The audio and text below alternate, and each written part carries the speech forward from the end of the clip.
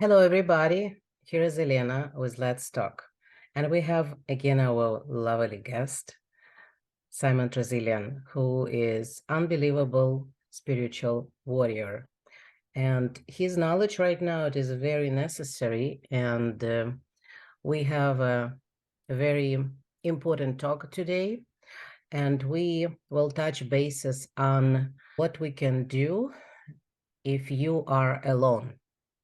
So many behind the scene going on right now, like courses and gurus teaching people on knowledge, how you can use your own power. But at the same time, we see from the government, they ignore this information and don't even say anything about power of person. But at the same time, they highly use that in the army, in the military.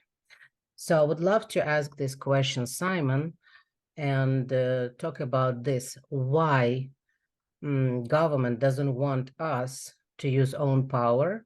And actually, is it true if person has unbelievable possibilities? Sure. Well, at the end of the day, knowledge is power, and people have recognized that, for all of the centuries. And it's not just governments; it's about religions as well. So as soon as you give your power away to either a religion or a government or even another person, you're diminishing yourself. I believe that we have this God-given right. We're born perfect into this world, and from that time on, we're a clean slate. And our experience then, produces a range of abilities that we have that we can utilize throughout our lives. And the more that we find that within ourselves, the more confident we get, the more charisma that we have. People recognize that when they see it within us as examples. But as soon as we start to give our power away, as soon as people say, well, I will give it up to the universe, let's give it up to God, you're diminishing your own power and placing that almost like that concept of luck into an unseen force. Now, of course, the government don't want you to have power. The only reason they stay in power is because you let them. And every now and then, the people stand up and say, no, we're not going to do that anymore. It's called a revolution, revolve. It's about the circle of life, the revolution or evolution. So what we find is that there are a lot of courses out there, as you quite rightly say, which seek to make profit by trying to make you better, by trying to get that which is inside you to come out, which is all very well and noble, and it makes them a lot of money. But of course, just think about the irony of it. You're giving over your money and your power to someone else who's going to give you power that you already have. That just sounds ironic, doesn't it? Because everyone, and I've done the same. I am a spiritual teacher, a personal development instructor, and I say to people, I can only bring out that which is already there. I can teach you stuff, but that's just stuff. The true essence of who you are is called character, and that can only be developed. It cannot be taught. And this is why, I spent so many years in special forces, as you know, and you're constantly evaluated, not on what you know, because they know they can teach that. They can teach anything that they want you to know or do, but they can't teach you how to be. They cannot teach you character. And that is what you are evaluated on all the time, all the time. You're So absolutely right.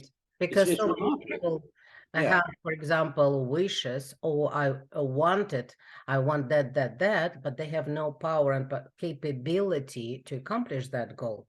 And sure. I think it's right this way that somebody will give you power of what you already have. It's like you are blinded and somebody need to wake you up and say, hey, you have that already. We Yeah. need that. This is how we are wired. Our It's psychology. called encouragement, and we get that from our parents right from the get-go, and we're encouraged to walk, we're encouraged to talk, we're encouraged to be affectionate, to be able to eat properly, to do all these things. Because the reason that happens is that the parents have also been children. They understand, they've gone through life, and now they're passing the baton. They're passing it on to the child, and they want their child, for the most part, to be as good or even as better than they are. I mean, I'm like that with my kids. I constantly encourage them to just be better. In fact, my daughter, just 2 days ago, she qualified as a paramedic, and she delivered her first child, whilst out there. I mean, what a powerful experience for a young girl. She's 21 years old, and she's now delivered her first child. She's saved her first life. So again, these are things that can be taught. You can, as a paramedic, you're taught that, but you're not taught to have the character to be a paramedic, to want to place yourself sometimes in harm's way, to be able to help and save others. That is not taught anywhere. That is just pure character about who you are. I applaud everyone that's out there that is trying to push things out there for the better good.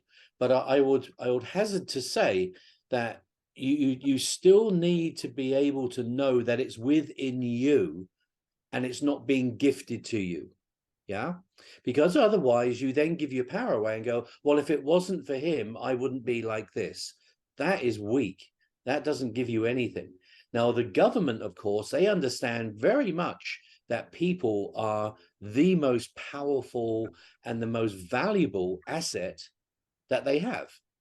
They can buy infrastructure, they can build it, they can develop systems, but it's the people that use those systems. It's the people that develop companies. When you look at even like a normal company, you see the profit and loss, but the powerful thing about a company is that there are people in it. And this is where we're going to get to now, because I guarantee you within the next 3 to 4 years, we're going to start to see some professions just kicking out all their people. Right? Imagine now with the advent of AI, okay, so artificial intelligence, you can go to Harvard Law School, best law school arguably in the country. You do 4 years, and when you're in court, your ability to be able to remember and bring out case law can win you or lose you the case. That's what a good lawyer is. A good lawyer can understand and know where to get the information, how to bring it in a timely manner, present it to the judge as their argument, and win the case. That's what they do. Now, imagine you put the best lawyer against an AI who automatically within 10 seconds can bring up every case ever in the world. That AI will destroy every lawyer in the world. Why wouldn't you use that? Why would you go to a doctor when you could go to an AI who would diagnose you far more effectively and who's not in the pay of Pfizer or any of the other pharmaceuticals? As a scientist, as an engineer, why wouldn't you use AI? So you're looking now at an area, but the one big problem with AI is that it does not have character. It doesn't have intuition. It can only work digitally based upon data and logic. Now, how many people have you met that base themselves purely on data and logic that are actually interesting? They're not. They just really love stuff, Yeah. So the human superpower is character. The human superpower is intuition. It's that part of the soul which the machine will never, ever have. It can replicate the results and make a facsimile of it, but it can't actually develop the soul.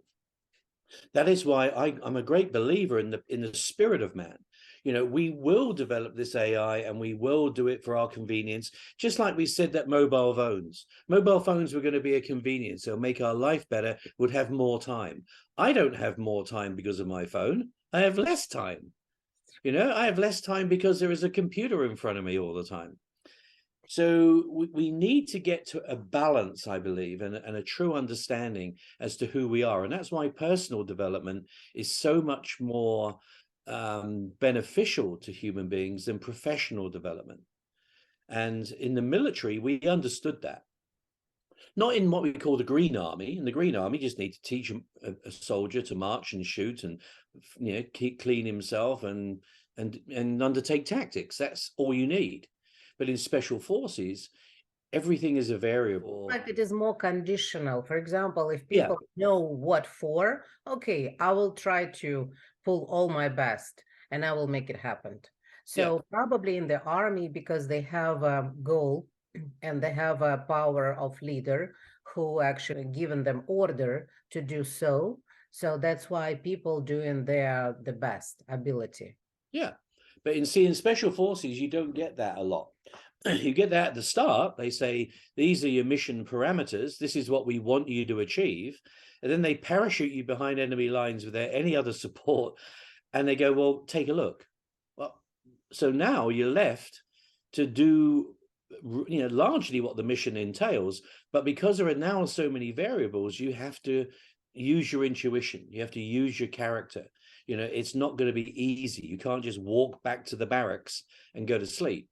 You know, sometimes you have to walk 1,000 miles to get back to even your own friendly lines. So that's what they're looking for in the training. Now, we used to do some really interesting type of training, especially with special forces, because they would use everything and anything that would give you an advantage.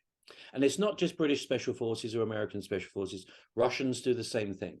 In 1976, 77, the Russians were actually doing so much work on psychic ability so that they could use that for their spies, for their special forces, to the point where they would actually arrest psychics and use slivers of their brain to be able to help with guidance systems for missiles. This is in the 60s and 70s. So they knew that human beings had something of value that they could use.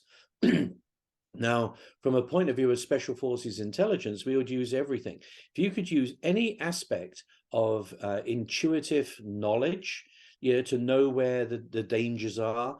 In America, in Vietnam, they had people called psychers.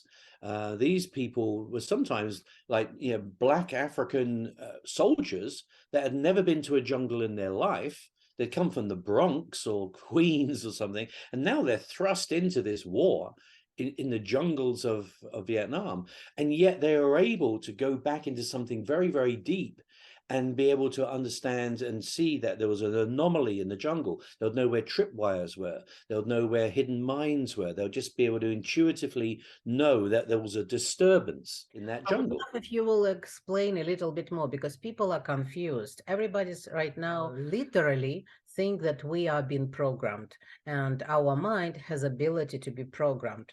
And you're talking about something different. It is on the level intuition, something outside of your mind. So we need to be clear on that, because right now they're going again in a different direction. Like we are programming, we're downloading, we are hacking your mind, all this BS. What they're doing to us is actually what they've done on the tech side. So a computer is basically makes decisions based upon zeros and ones, okay, digital information. That's what a computer does. You know, it stores information and it creates information as well, same as our brains. So our left-hand brain is our data center. It calculates, it measures, it does all this. Whereas our right-hand side of the brain is something that is creative. It makes songs, it makes art, you know. And when you can actually cross those over, you become very, very effective. And that's what a computer does. It creates data and then it adds data, uses that data, then creates something. So what they're doing with AI, they're recognizing what we do as humans, and now they want AI to intuitively use the information to create. Now, they're doing it in order to try and replicate what we are, but they cannot substitute who we are unless it's a pure data play. Okay, so you cannot get, for instance, the AI couldn't let us just like create a Mona Lisa. It could replicate a Mona Lisa based upon available data, but that's not the Mona Lisa then. Yeah. You know, so that's the difference. And I think that at some point there will come a stage where, and I know that a lot of governments are now looking towards a thing called transhumanism. So with transhumanism, they're realizing that being human is not enough. You know, we're not resilient enough. Yeah. So if you wanted a human to go to somewhere that wasn't on Earth, okay. So for instance, if we as humans, Simon, let me ask you right away. right, For who is not enough to be human? for if you look at humanity as a whole, they will say, and it's interesting, isn't it? You know, because they're now saying is that for the common good. You get this a lot. You know, that you've got to do this for the common good. You've got to do this for society. To be a good member of society, you've got to pay your taxes. You've got to wear a mask. You've got to do this. You've got to do that. So I believe that as we start looking towards Mars, and that's what they are looking towards, it will be much easier to send an astronaut to Mars if he had some aspects of transhuman abilities. Say, for instance, that he was able to deal with gravity better, that his body wouldn't crush under severe atmospheric conditions, that he could survive in minus 50 without suits. Imagine that he could tap into a vast array of the internet just at will, without the use of a machine. Now, if you could implant those things into this human, they would be a very, very effective human explorer. Yeah. So as we start to explore outside of our world, and perhaps in it, I think there is going to be this big push towards implants, biomechanical devices, whether that be enhancements to our rib cage, to our arms to make us stronger, for our legs to be able to walk further. If you had all of those things, you'd actually be a really, really effective explorer. So, but the government would then exploit that. You see, that's not just for us, that's for the government to exploit another agenda. And, I always look at these things whenever you see any type of course that's offered, who is most served by you having that ability? Is it you or is it someone else? When a company sends you on a course or the military sends you on a course, they're not doing it because they like you. They're doing it because they can exploit who you then become or can do. For them. For them. And everyone has an agenda. Everyone has an agenda. Yeah. And what we need to understand is that you just understand that those agendas exist, and all you got to make a decision is, do you agree with that agenda or not? It's your choice. And when you have choice, you have freedom. Freedom is only about choice. If you and money gives you freedom because money gives you more choice. Are you going to eat ramen noodles because you can't afford anything else, or can you go to a beautiful steakhouse, have a lobster thermidor or something? That is purely down to money. I think it's an interesting question, and I continually, every year, I try to do something that I haven't done before. I try to learn something or have an experience, or just to add, so that you don't go another year around the sun and you're just the same. And I've done things like learning to ride a motorcycle, learning to ride a horse, learning different languages, all of these things I tend to look at as enhancing me. Now, I'm doing that not because someone else has told me to do it. I'm doing it because I constantly are looking for, ceaseless improvement. Yeah, you want to expand, you want to try new world and with your abilities. And I think that comes down to a discipline, because you could go online right now and there are so many free university courses. So it's not about, oh, I can't afford it. You can literally go online and do a whole psychology degree for free, should you so wish. And then at some point you just need to probably pay the exam fee and do it. But the information is there. Look at what you want to do. What is it that you want to do, not what you feel that someone else wants you to do. Yeah, highly use any help that is available. Yeah. And if you have some guru which you like, something resonates with you and you need that knowledge, go for it. And don't listen to anybody that it is a worthless. You have to apply on your wherever it suits you. So, but Yeah. But could you please explain a little bit more why army? Actually, army is a different thing. Some army, they need very intelligent, like yours, special forces, and some army, they need like doers, Yeah, no thinking at all. that is so well defined by the difference between, say, the Army and the Marine Corps. So the Marine Corps just need people that are going to be placed in extreme situations in very, very quickly. So they're what is called an expeditionary force. So the Marines are always on waiting to go somewhere. So they'll say, right, guys, we're going to Grenada tomorrow. And you're going to be raiding a beach tomorrow. You're going to be in combat tomorrow. So they're on a constant state of readiness. They have to be able to take orders because no logical person is going to charge upwards into a beach against heavy opposition, like they did in D-Day, you know? So you need to program people to be able to do that, because without that, you're not going to win the war. It's as simple as that. So you need people, that's why they call them devil dogs, you need people that are just going to just do what they're told to do, even if it means their own death. That's a rare breed of person. It really is. But then you can't do that to someone that is working a HIMARS, high technology missile system. You can't say, I want you to go and run into the fire and get killed. You've trained that person. They've probably had 18 months of training, of technical training, of knowing about ballistics, of knowing about geography and trajectories and science and all this. That's a different type of person. It's a different type of soldier, So one is going to be sitting back, who's never going to see the people he's killed. And one is going to be looking into the eyes of the person that he's now killing with a bayonet. Two different men from different backgrounds, two different types of training, two different needs for the military.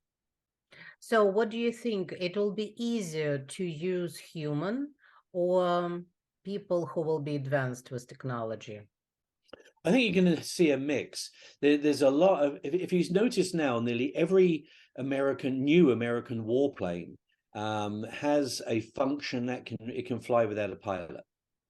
So all of the new stealth bombers, stealth fighters, they can be pilotless. So when you have in a war, then it makes things easier, doesn't it? Because you're not going to see anyone coming back in body bags. You're just sending technology out there.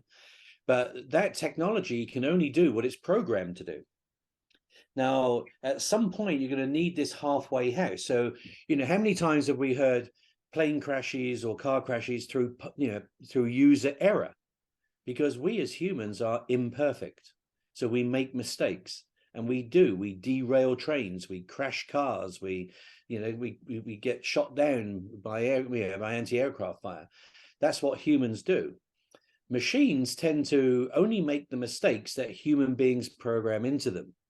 But imagine that you had a halfway house. Imagine that you had all the advantages of being a human. So character and intuition, the ability to very, very quickly make decisions based upon feelings, understanding, prior experience. And then you match that with the ability to have quicker reflexes, quicker access to knowledge, greater strength, I mean, imagine, for instance, just putting some ideas out there. Say, for instance, that as a fireman, okay, so a fireman, you don't go into the fire brigade because you want money. You go in there because you have a yearning, you have a vocation. You want to save people. You want to do the good things. That's why people admire them. People love firemen. Now, firemen place themselves in dangerous positions every single day. Some of them will die through flames, will die through smoke inhalation, buildings collapsing on them. I mean, all sorts of things. But imagine that you had a fireman that was impervious to smoke inhalation because he had enhanced lung capacity. Imagine that he had a bionic arm. So instead of actually needing a fire axe or needing the jaws of life, he could literally just like rip off a car door and save a child from within. That would be something that would be really useful, wouldn't it? But as we know, person has that ability. when mother wanna save own child, she can lift up the any weight of car. But that is a response. She doesn't have that all the time. Yes. So that is a response where the adrenaline comes through, and people always have within them an extra 15%. That's just natural. Adrenaline will drive you to a massive thing. But if you had adrenaline going all the time, your heart would burst. You just wouldn't be able to handle it.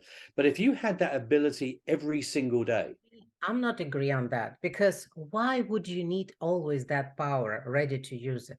Are we going to be in war all yeah, the time? no. What I'm saying though is that if you were regularly placed in a situation where that would be useful, great. But you don't want to be regularly be in the war and the defensive mode. No. As a fire person, you're not in a war. You're saving lives. That's the difference. I mean, yeah, the military would disagree with me. They would say, no, we want this all the time. We want bionic eyes, so that's like a sniper sight. We want stronger legs so they can carry, 300 pounds of equipment into the battlefield. But again, what you're gaining from the abilities, you're losing from the spirit of the person, because now they don't see themselves as humans anymore. And as soon as someone stops seeing themselves as humans anymore, they stop behaving as humans anymore. And at that point, they become robotic. Yeah. And you see this sometimes with political indoctrination, where people, and certainly students now, are indoctrinated so much that they find it difficult to listen to a contra argument. They need to run away to a safe space. They need to block that person from talking, they need to cancel them. They don't want to hear anything that conflicts with what they've been indoctrinated to understand. That is very dangerous. That's probably the most dangerous thing, because all those people that are indoctrinated now, guess where they're going to be in 50 years' time? They're going to be running the country with an indoctrination. And that's the whole point. That's why people do these indoctrinations. They're not doing it to change the world today.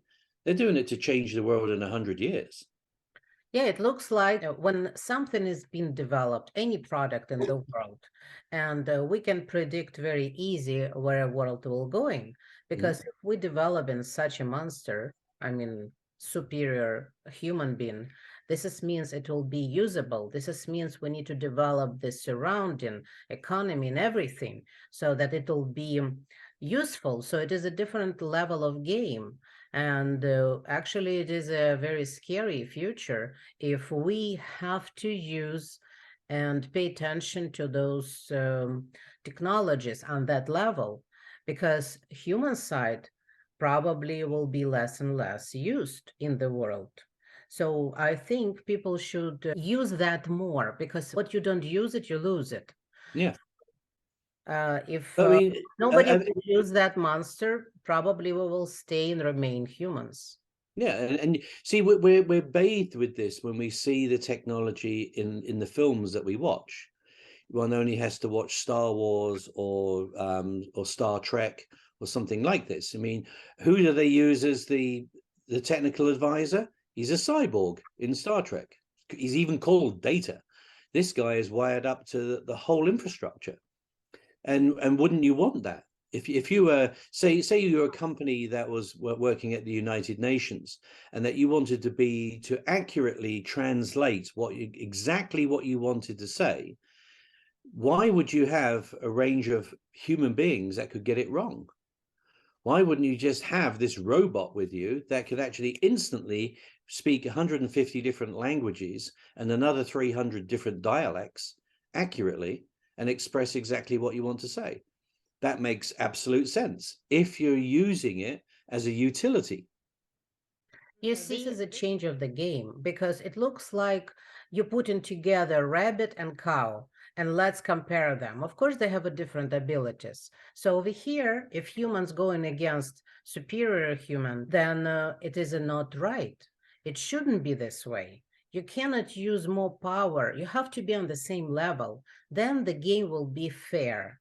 So right now, people started to play not fair, and many people don't like that. Well, also the component that we haven't addressed, which is almost like the elephant in the room, when you talk about these things and people talk about transhumanism and they talk about transgender and they talk about all these things, it's like, well, how imperfect do you think God is?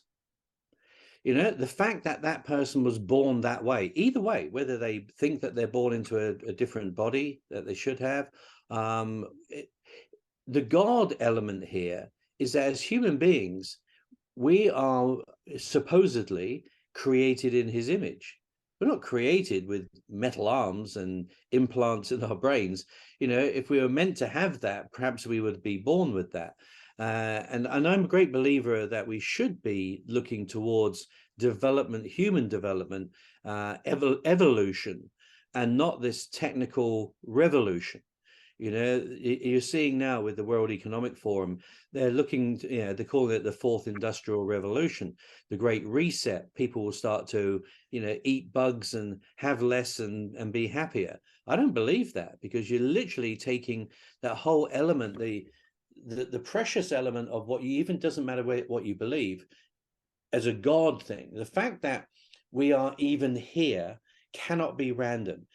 There must be something there. Now, I don't have the answers for that. I have my own opinion on that, and I have my own experience on that, and I don't preach that to others. Everyone needs to come to that conclusion themselves.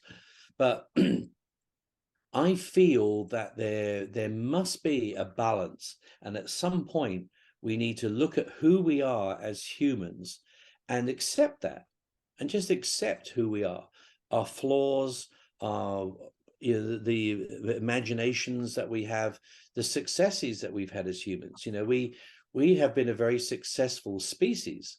Now, are we a good custodian for the planet? That's the next argument, where people will say, well, we shouldn't even be here. We should all commit suicide because we're doing bad things to the planet.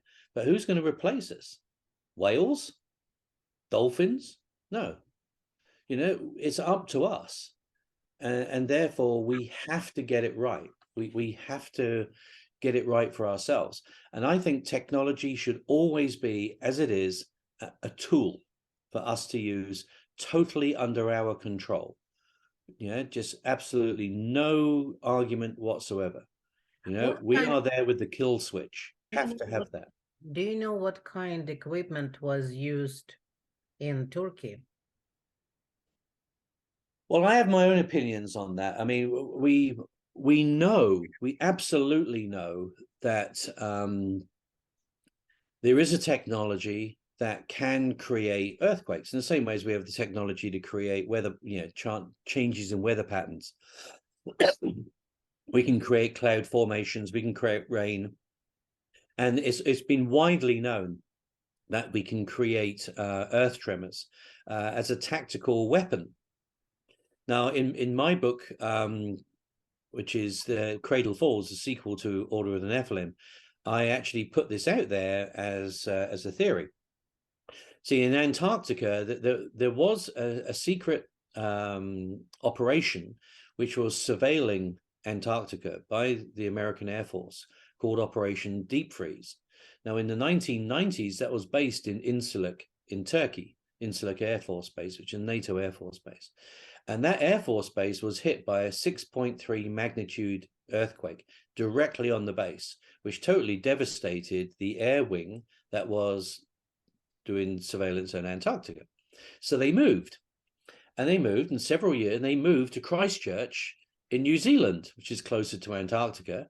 And Christchurch Airport, during the massive earthquake they had there, was hit by a 6.3 earthquake directly on the airport. Yeah, this is where Operation Deep Freeze was. There was a 6.3 earthquake in the biggest missile system in Iran. We've just started to see tremors and earthquakes in that area in Iran.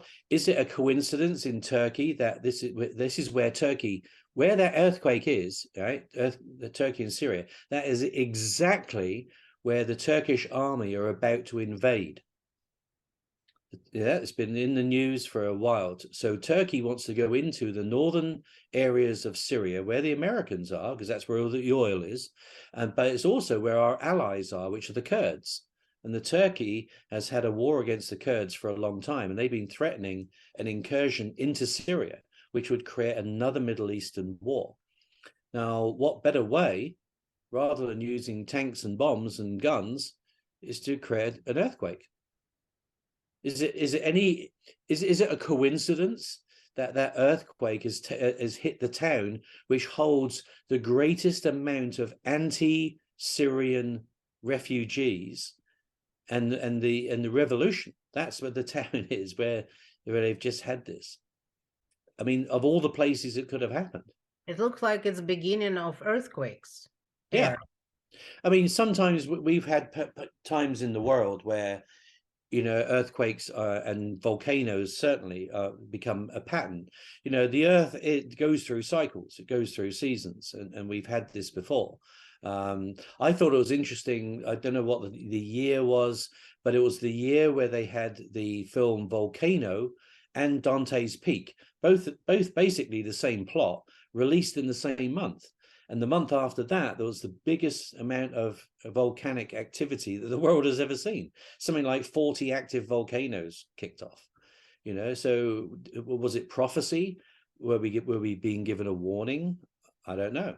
But right now, if you just look on the internet, everyone's talking about the Earth's core, and perhaps that it's slowing down, maybe even reversing, you know, and pole shift. Now, people just seem to be writing that off. Pole shift is a huge deal, you know. So imagine that you were carrying a tray of water and you tripped. Well, that, imagine the splash that you get. Well, imagine that the world giving that splash. Yeah. You know, you're going to see massive levels in sea. You know, I mean, most of Australia, where you have like 85% of the populace living on, you know, around on the beaches, they're gone. You know, all the low-lying countries of Europe gone, China gone.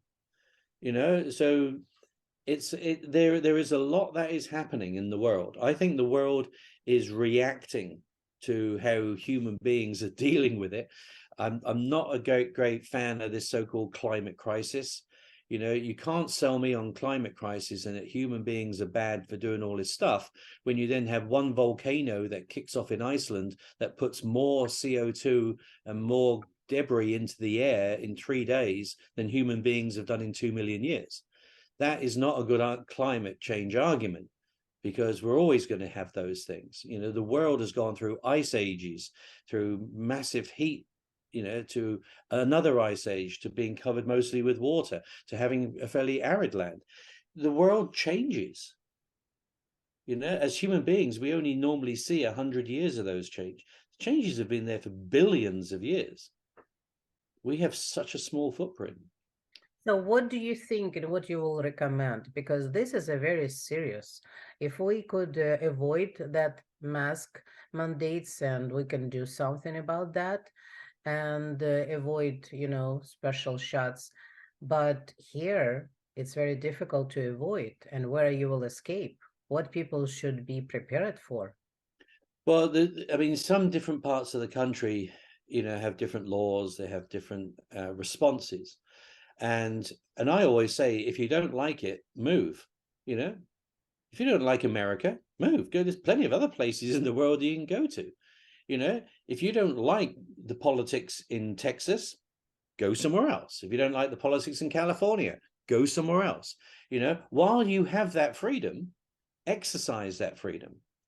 You know, people go, oh, well, it'll cost me a lot. Or what about my job? And what about my kids? And, you know, the weather's nice here. Well, those are different aspects. But your choice is you can do anything that you wish right now. But if the World Economic Forum comes in and says, well, you're going to have to live in a 15-minute city without a car, so that everything that you need to live your little life is within 15 minutes walk, and you need special permission to go and visit your auntie who lives in another 15-minute district somewhere else. You can So only do it 100 ridiculous. times a year. It's like, are you kidding me? Who's making this shit up? You know, at some point we just need to say no, enough. And the fact is that governments can only control us if we allow them to do it. Now, if we all just refuse to do it, who are they going to control? I think it's not enough to say no. You have to start to exercise your different life.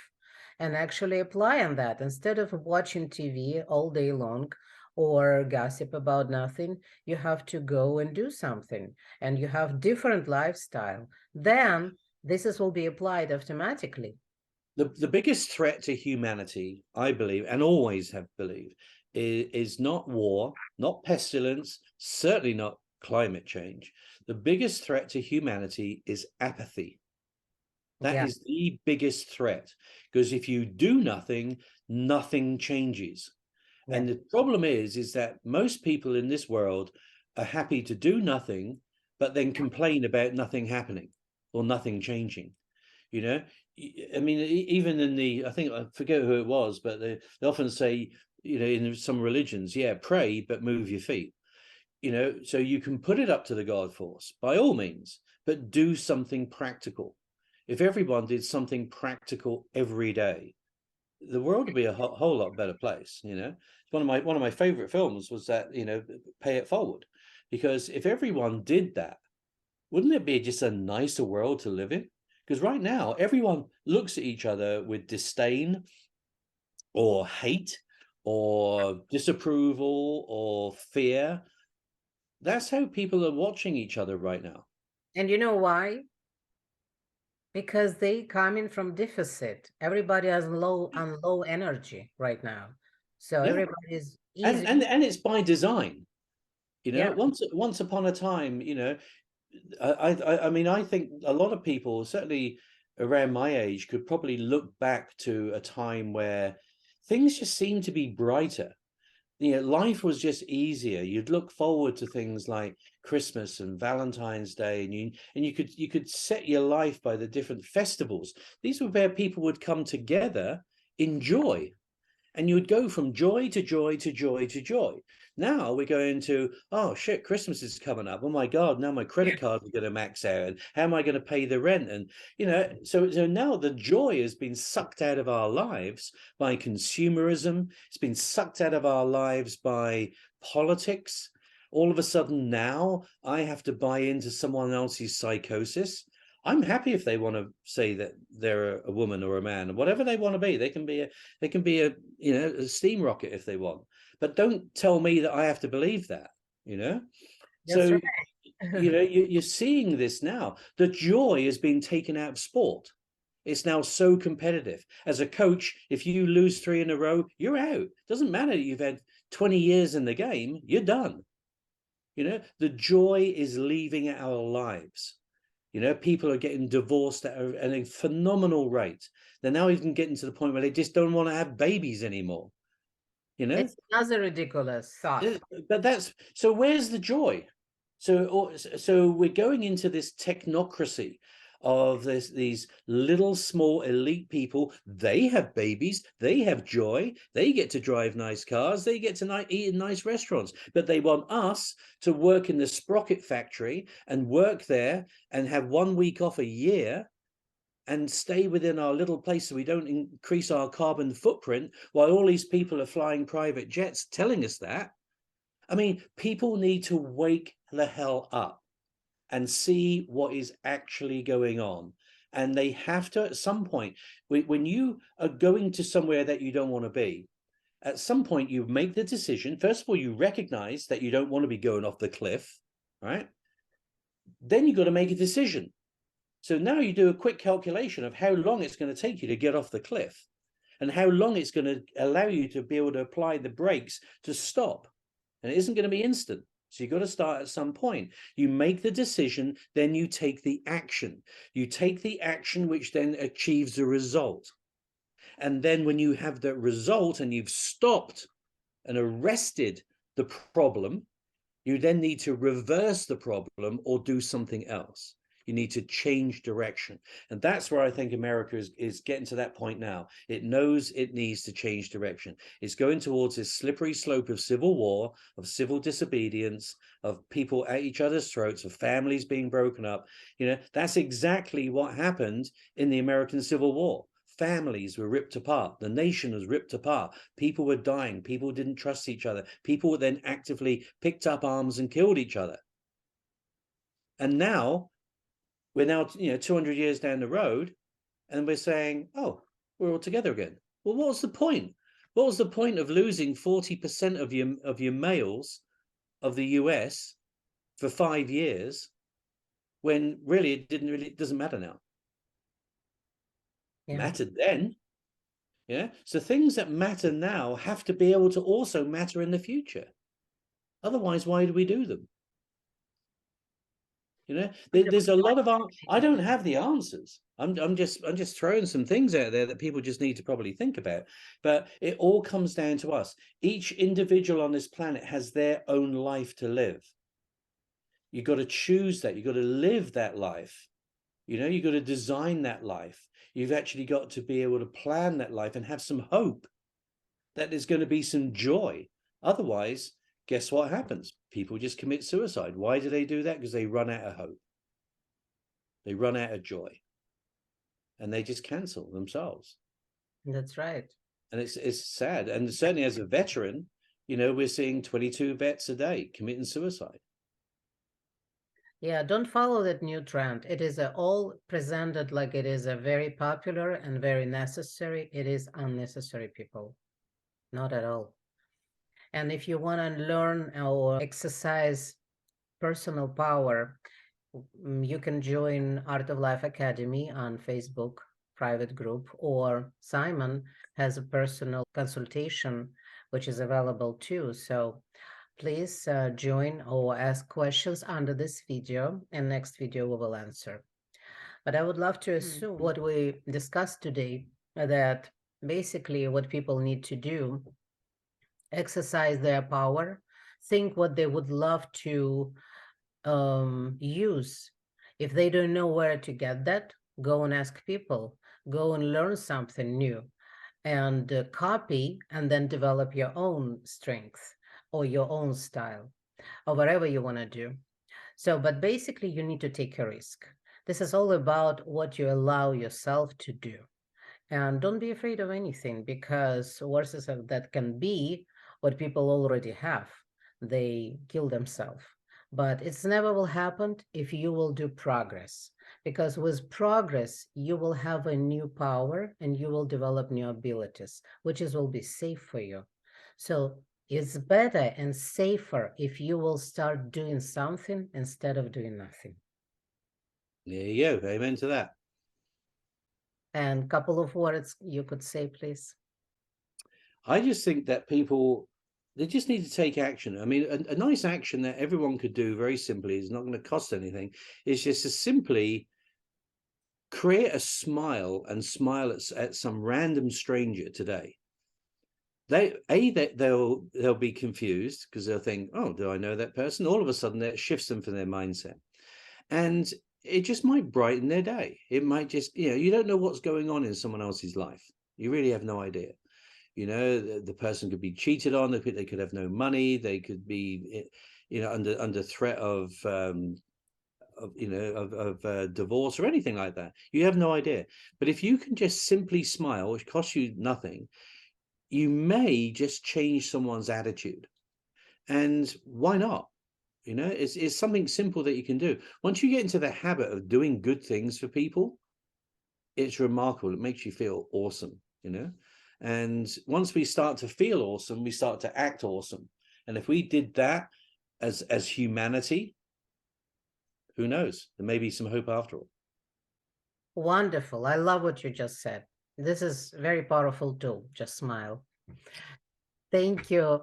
Thank you for your wisdom, and thank you for your support and very good advices. I hope people will value that, and most important, they will apply. Wonderful. All right, my love. Take care. Bye-bye. Bye-bye.